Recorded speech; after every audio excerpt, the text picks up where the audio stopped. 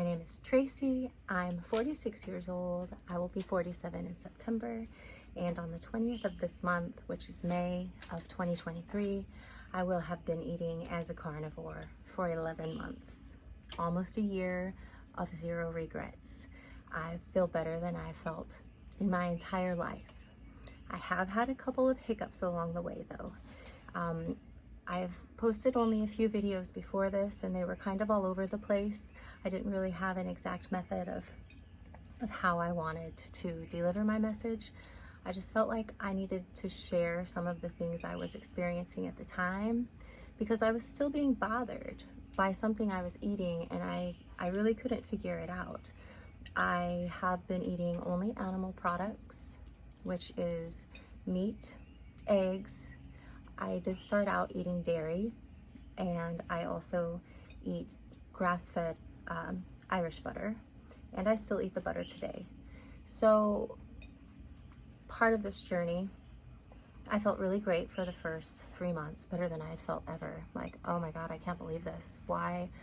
I went through an anger phase, like angry at everyone that ever gave me any kind of advice about how to feel better or be healthy or how to eat, because they were wrong. And that upset me very much because a lot of time was wasted, a lot of great experiences were missed, and a lot of people that I love are no longer here who could have really benefited from this information.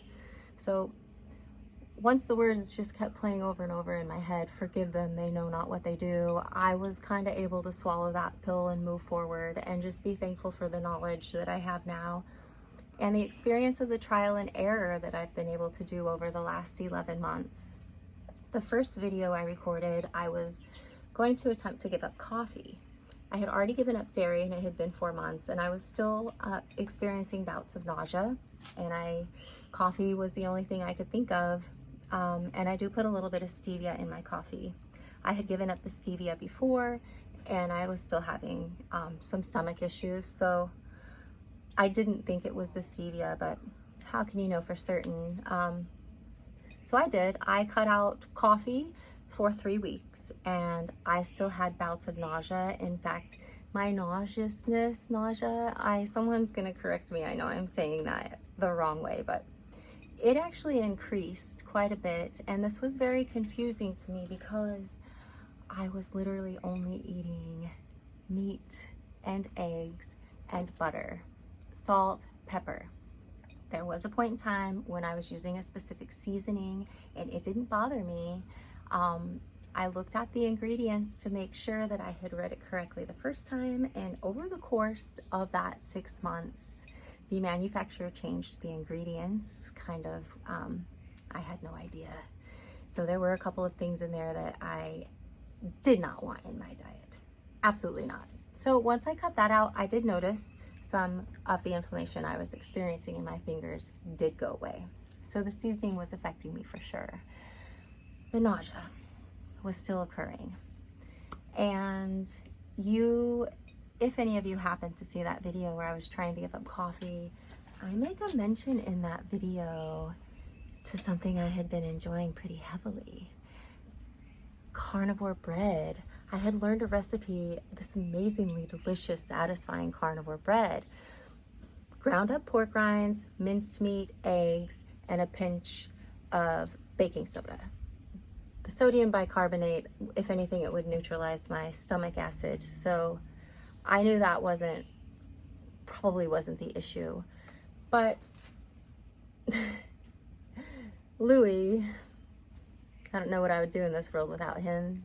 He had begun to point out that he thought pork may be the culprit, and I was in, and quite possibly still am in, denial about that. So I continued to eat the bread for another week, and I just really started watching it. And sure enough, man, did I ever get so sick one night. And that's when it hit me. It's like, oh my gosh, okay, pork. I do not do well with pork. And then things started lining up for me. I was able to start thinking back of different incidences, like on Easter, I allowed myself to have a ham steak with some scrambled eggs for breakfast as kind of a treat, and I got really sick later that afternoon. I thought it was the coffee at the time, but it's now making sense that it was the pork. Some of the things that pork did to me that made me feel bad, it would be very similar each time. I would be fine afterwards, for hours afterwards. I would lay down to go to sleep, and after a couple hours of laying there, my sleep would become very restless and disturbed. And once I wake up enough to realize that I'm very sick, like getting ready to throw up, then I move to the living room because it's closer to the private bathroom, and it's anywhere between a half hour to an hour and a half of me going back and forth, waiting. Am I gonna be sick, or even worse? Something's gonna happen, I know it, because like something's just like stuck right here. So then finally, once that leaves my body, sorry, I feel better. And if any of you are experiencing this, it may be worth paying attention to see if there's a correlation between pork. This did prompt me to do a bit more investigating into the toxins in pork farms in America, that whole culture. I'm not going to go into it now because I'll tell you it's quite disturbing, and it may change your mind about a lot of things you eat, but I digress, I know. So far, so good. I've cut out the pork. It's been about 3 weeks now, and I haven't had a bout of nausea since. Not one. I was still eating bacon for the first few days because I haven't noticed that bacon makes me physically sick, but after several days of not eating other pork, you know, I just came to the decision of pork's obviously bad for me, so I can make all the excuses for my friend Bacon that I want, but if his cousins have to go, so does he. So I've cut out bacon. That's been hard, but not as hard as cutting out the heavy cream in my coffee. Man, when I tried to give up dairy products, cheese and heavy cream, 6 months, 5 months into this, I experienced the worst withdrawal symptoms and cravings of my life. So first went the dairy, then went the pork. At this point in time, I am strictly beef, chicken, some fish when I do get it, eggs, butter, salt, and sometimes I do allow myself to have white pepper. I've noticed that white pepper doesn't bother me as much as black pepper. So here we are together on this really awesome journey of trial and error and personally conducted science experiments. I feel very free. Each thing I find out about the food I eat and the way that it affects my body, I'm then able to make the decision of, do I want to feel this way or not? And it's amazing to be in control of that. So with that being said, I will give you a quick recap on some other stats. My weight since I've given up pork, it has gone down about 2 pounds, which isn't really that much. My weight tends to kind of fluctuate between 2 and 5 pounds each day.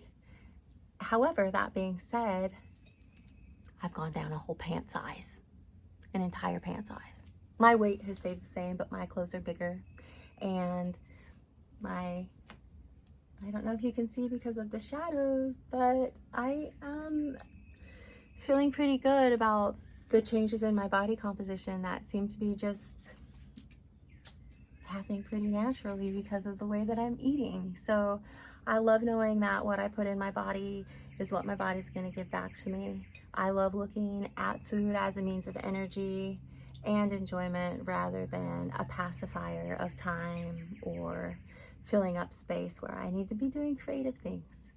So if any of you have had experiences with pork, please let me know. And if you're experiencing similar issues of what I just described, I mean, I'm wondering, could pork be bothering you? But I'll be back soon to share more updates and share a little bit more about how much weight I've lost total in my journey and how I plan on moving forward.